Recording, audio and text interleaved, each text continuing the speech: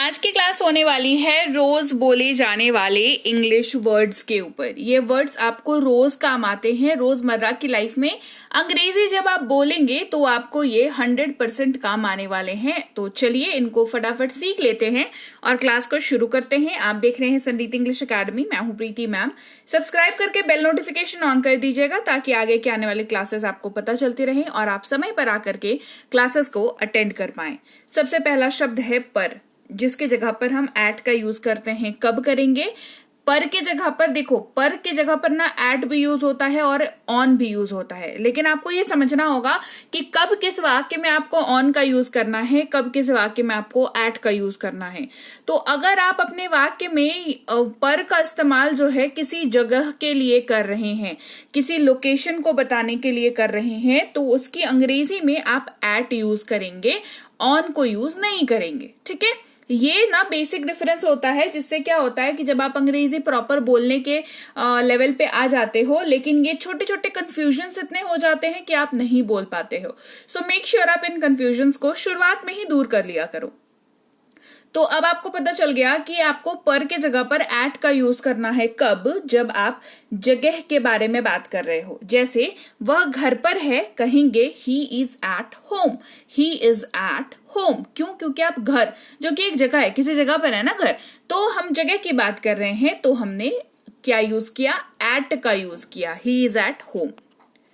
वह, अगर आप अपने वाक्य में इस्तेमाल कर रहे हैं और ये वह जो है आप जिसके लिए इस्तेमाल कर रहे हैं वो कोई महिला है, कोई लड़की है, कोई मान लीजिए आपकी बहन है, आपकी मम्मी है, आपकी भाभी है ना, आपकी फ्रेंड है, बेसिकली फीमेल है ना, महिला है कोई। वो लड़की हो सकती है, वो औरत हो सकती है, वो छोटी बच्ची हो सकती है, ठीक है, वो कोई ओल्ड लेडी हो सकती है ना, कोई भी हो। लेकिन पॉइंट क्या है? इंपॉर्टेंट ये है कि वो महिला है, तो आप शी शब्द का इस्तेमाल करेंगे। जैसे वह एक स्टूडेंट है, कहेंगे शी इज अ स्टूडेंट। क्या कहेंगे? She is a student. ऊपर इस्तेमाल करेंगे शब्द अप का। क्या यूज करेंगे?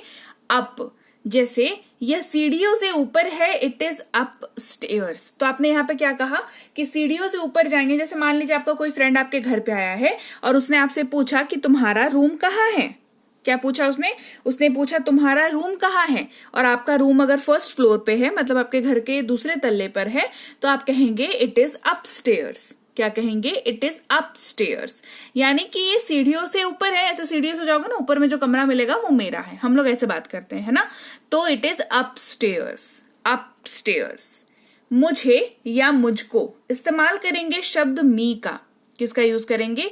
मी का, है ना। मी इंग्लिश वाले वाक्य में आपको ऑब्जेक्ट वाले मतलब वाक्य में आपको लास्ट में दिखेगा बेसिकली। ठीक है, इसको ऐसे समझो। जैसे इसे मुझे दे दो, give it to me. Give it to me. इसे मुझे दे दो, गिव इट टू मी। आप अपने हिंदी वाक्य में वह शब्द का इस्तेमाल कर रहे हैं और ये शब्द आप किसी पुरुष के लिए इस्तेमाल कर रहे हैं। पुरुष कौन? आपका भाई हो सकता है, आपका फ्रेंड हो सकता है, आपका छोटा भाई हो सकता है, आपके पापा हैं, आपके अंकल हैं, आपके दादाजी हैं, चाहे एज कोई सी भी हो। मुद्दा क्या है? पुरुष होना चाहिए, मेल होना चाहिए। छोटा बच्चा हो, दादाजी हो, कोई भी हो। अगर ऐसा है तो आप ही शब्द का यूज करेंगे। देखो, अंग्रेजी बोलने में ना सबसे मेजर समस्या जो फेस करते हैं आप लोग, वो होता है शब्दों का चयन, कि क्या ये शब्द यहाँ पर जाएगा, और अगर जाएगा तो सही बोल रहे हैं, नहीं बोल रहे हैं। ये जो कॉन्फिडेंस नहीं आ पाता है ना, ये इन्हीं बारीकियों को समझने में आएंगी। ठीक है, जैसे वह रोहन है, ही इज रोहन। वह रोहन है, ही इज रोहन। है इस्तेमाल करेंगे शब्द आर का। अपने वाक्य के अंत में हैं शब्द का इस्तेमाल कर रहे हैं। जैसे हम विद्यार्थी हैं, कहेंगे वी आर स्टूडेंट्स। क्या कहेंगे? We are students. एक इस्तेमाल करेंगे शब्द एन का। किसका यूज करेंगे? एन, एन, है ना।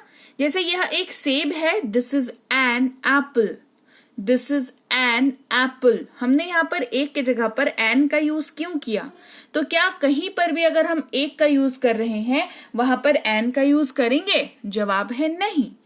आप एन का इस्तेमाल तभी करेंगे किसी एक पर्टिकुलर शब्द से पहले, जब वो जो शब्द है जिसके पहले आप यूज कर रहे हैं वो शब्द वॉवल से शुरू होता हो।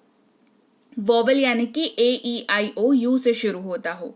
यहाँ पर एप्पल जो है वो A से शुरू हो रहा है और A एक वॉवल है, तो हमने एन एप्पल कहा, ना कि अ एप्पल कहा। अगर यहाँ पर बनाना होता तो हम कहते अ बनाना, ना कि एन बनाना, क्योंकि बनाना की स्पेलिंग B से चालू होती है। B एक नॉर्मल कॉन्सोनेंट अक्षर है, वो वॉवल नहीं है, तो उसके आगे A लगेगा। ठीक है। और या तथा, किसी भी शब्द, दो शब्दों को, दो वाक्यों को, दो वाक्यांशों को जोड़ने में जिस शब्द का इस्तेमाल हम करते हैं सबसे ज्यादा, वो है और। हिंदी में, अंग्रेजी में एंड का यूज करते हैं। किताब और कागज, बुक एंड पेपर। सकता हूं, सकता है, सकती है, सकते हैं। अगर आप ये अपने वाक्य में इस्तेमाल कर रहे हैं और जो वाक्य आप बोल रहे हैं वो किसी क्षमता के बारे में बात कर रहा है, किसी काबिलियत, किसी एबिलिटी के बारे में बात कर रहा है, तो आप कैन वर्ड का यूज करेंगे। जैसे तुम ये कर सकते हो, यू कैन डू इट। तुम ये कर सकते हो, यू कैन डू इट।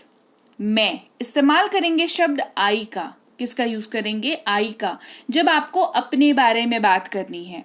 मैं एक छात्र हूं, I am a student. I am a student. वे या उन्होंने, इस्तेमाल करेंगे शब्द दे का। किसका यूज करेंगे? दे का। जैसे उन्होंने ये कर दिया, दे डिड इट। उन्होंने ये कर दिया, दे डिड इट। ये वर्ड जो है ये एक से ज्यादा लोगों के लिए यूज करते हैं, और जिनके लिए आप इस्तेमाल कर रहे हैं उस ग्रुप में, उस समूह में आप नहीं हैं, तो आप दे का यूज करेंगे। और अगर आप हैं तो किस शब्द का यूज करेंगे? आगे बताती हूं। द या दी, जो कह लीजिए, विशेष तरीके के किसी चीज को बताने के लिए इस्तेमाल इसका किया जाता है। आप हर जगह पर द का इस्तेमाल या दी का इस्तेमाल नहीं कर सकते।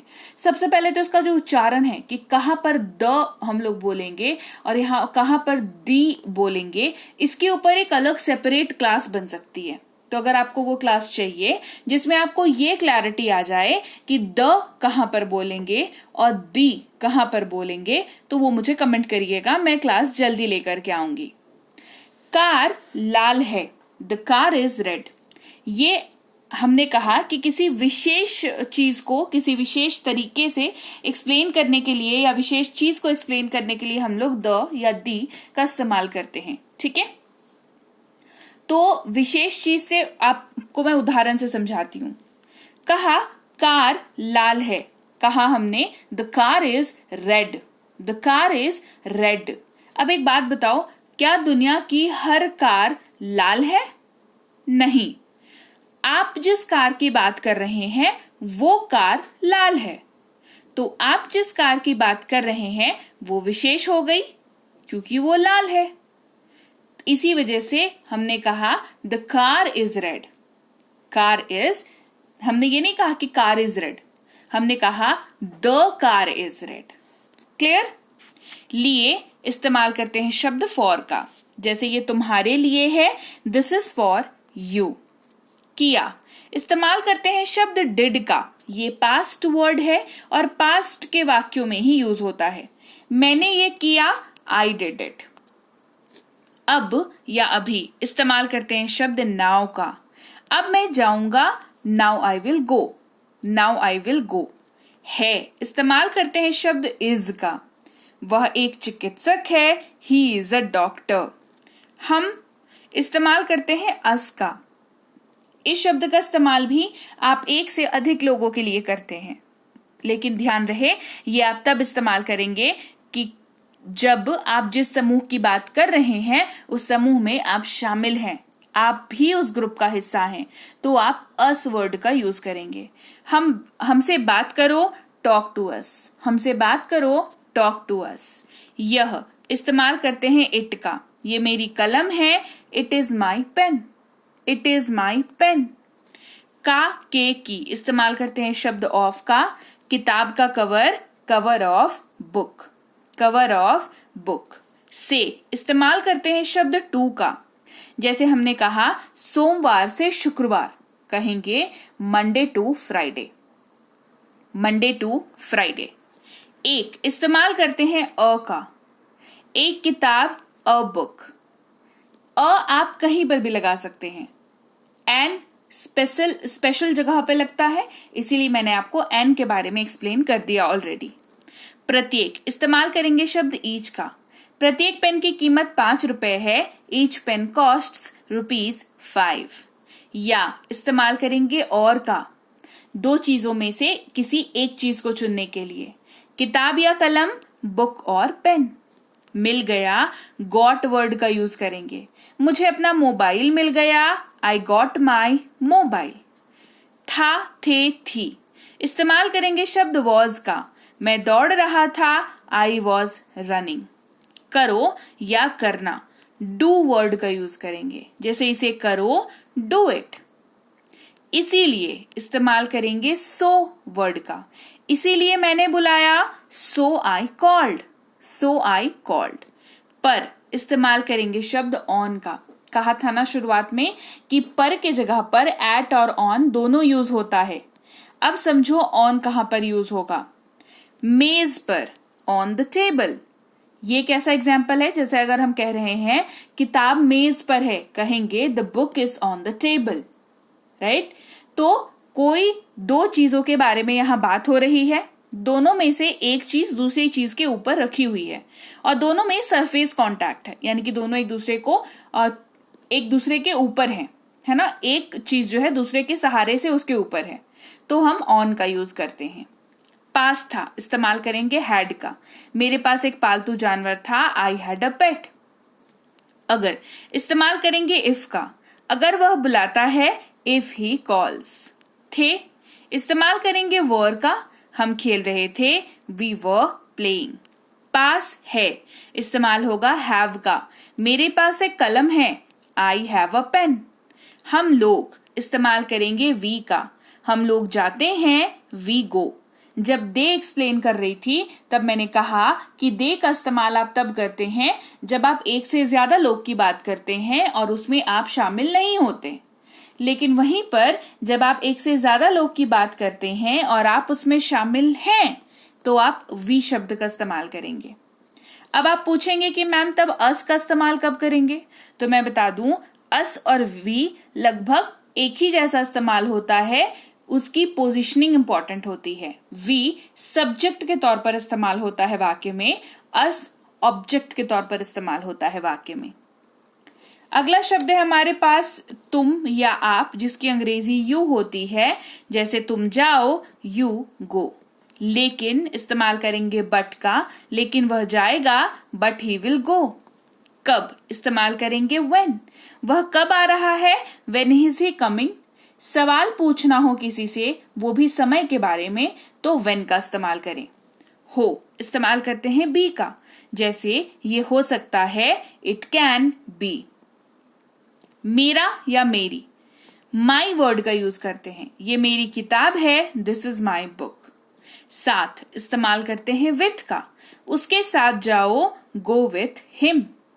उसका, उसकी, उसे, उससे, हर वर्ड का यूज करेंगे। लेकिन याद रखेंगे इस वर्ड का इस्तेमाल फीमेल के लिए करते हैं। उसे बुलाओ, कॉल हर। में इस्तेमाल करेंगे इन। ये बैग में है, it is in the bag. सब या सारी, ऑल, सारी चीजें, ऑल थिंग्स। तब इस्तेमाल करेंगे देन का। तब मैं आऊंगा, देन आई विल कम। उन्हें, देम का इस्तेमाल करेंगे। उन्हें बुलाओ, कॉल देम। देम का इस्तेमाल भी एक से ज्यादा लोगों के लिए करते हैं। एक इस्तेमाल करेंगे वन। एक किताब, वन बुक। वह, दैट का यूज करेंगे। वो मेरा बैग है, दैट इज माई बैग। गा, गे, गी। विल का इस्तेमाल करेंगे। ये फ्यूचर में इस्तेमाल होता है। वह पढ़ाई करेगा, ही विल स्टडी। जाना, गो। जाओ और football Khelo, go and play football. बैठना, सिट। ठीक से बैठो, सिट प्रॉपरली या सिट डाउन प्रॉपरली।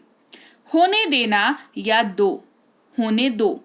लेट, मुझे सोने दो, तो लीजिए भाई, ये थी आज की क्लास। तो क्लास अगर आप यहाँ तक देख रहे हैं, इसका मतलब है कि आप बहुत सीरियस हैं अंग्रेजी बोलने को लेकर के, और यकीन मानिए ये क्लास आपके बहुत काम आएगी अंग्रेजी बोलने को लेकर के। तो क्लास कैसी लगी कमेंट करके मुझे जरूर बता दीजिएगा। क्लास को लाइक और शेयर तो आपने कर ही दिया होगा। आप देख रहे हैं संरीति इंग्लिश अकेडमी, मैं हूं प्रीति मैम। सब्सक्राइब करके बेल नोटिफिकेशन भी फटाफट से ऑन कर दीजिए। इसके अलावा हमारी जो ऐप है संरीति इंग्लिश अकेडमी, सेम नाम से ऐप है, वहां पर आपको बेसिक से प्रो स्पोकन इंग्लिश का कोर्स, इंग्लिश राइटिंग का कोर्स जिसमें आप अंग्रेजी लिखना सीखते हैं, इंग्लिश ग्रामर का कोर्स, इंग्लिश रीडिंग का कोर्स आपको मिल जाएगा ऐप पर। इसके अलावा अंग्रेजी पढ़ने में अगर दिक्कत आती है, स्पेलिंग्स में दिक्कत आती है, तो ये अंग्रेजी पढ़ने का रामबाण ट्रिक, ये जो किताब है ये अमेजॉन पर अवेलेबल है। आप सिंपली इस बुक का टाइटल यहां से देख करके आप अमेजॉन पे सर्च करके इस बुक को अपने घर पर कैश ऑन डिलीवरी के साथ भी मंगवा सकते हैं। इसके अलावा अगर आपको ई बुक्स की जरूरत है, तो चाहे वो वर्ड मीनिंग की ई बुक हो, टेंसेस की हो, आपके स्पोकन इंग्लिश की हो, ग्रामर की हो, या मिनी स्पोकन इंग्लिश स्ट्रक्चर्स की हो, जो कि क्विक रिवीजन का आपको मौका देती है, क्विक समझने का आपको मौका देती है, ये सारी की सारी ई बुक्स जो है हमारी ऐप पर अवेलेबल है। ऐप में जाकर के आप इनको इजीली वहां पर ले सकते हैं। इसके अलावा हमारी क्लास, हमारी पेड क्लास या किसी भी तरीके की अंग्रेजी को लेकर के समस्या अगर आपको आ रही है, तो इस नंबर पर व्हाट्सएप मैसेज करके आप हमारे साथ संपर्क कर सकते हैं, हमारे ग्रुप में जुड़ सकते हैं। और इस किताब को मंगवाने के लिए भी आप सिंपली इस नंबर पर व्हाट्सएप मैसेज करके भी इस किताब को अपने पास मंगवा सकते हैं। और हमारा ऐप कुछ ऐसा दिखता है गूगल प्ले स्टोर पर, वहां पे आपको यहाँ पर इंस्टॉल कर लेना है आपको अपने मोबाइल पर। इसके अलावा व्हाट्सएप का ग्रुप हमारा जरूर ज्वाइन करके रखें, रोज की फ्री क्लासेस आपको मिल जाती हैं। टेलीग्राम का चैनल हमारा जरूर ज्वाइन करके रखें, वहां पर भी आपको क्लासेस मिल जाती हैं, कुछ इंपॉर्टेंट अनाउंसमेंट होता है वो भी आपको पता चल जाता है, और ऐसे आप जो है अंग्रेजी के संपर्क में बने रहते हैं। तो thank you so much for watching आज की क्लास को। मैं आपसे मिलूंगी आपकी अगली क्लास में। Till then thank you so much for watching. Stay tuned to Sanriti English.